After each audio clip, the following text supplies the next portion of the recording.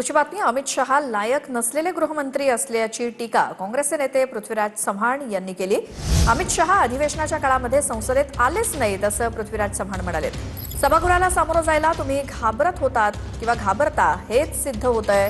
तुम्ही सभागृहात आला नाहीत हा जनतेचा अपमान. विरोधकांच्या माथी खापर फोडू नका असं पृथ्वीराज चव्हाण म्हणाले. सभागृहाच्या सामोरे यायला तुम्ही घाबरताय, येत नाही आणि कोण पळपुट आहे? मग आमचं म्हणणं काय आहे की तुम्ही उत्तर द्या.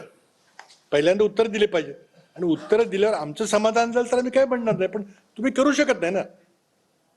गोळीबार झाला का नाही? पेलेट गन वापरल्या का नाही? आज एका मुलाचा डोळा गेला का नाही?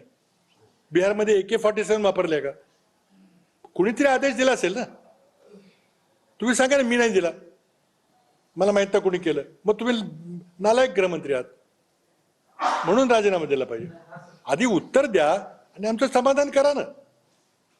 तुम्ही सभागृहात आला नाही हा घटनेचा अपमान आहे, लोकसभेचा अपमान आहे, देशाच्या जनतेचा अपमान आहे.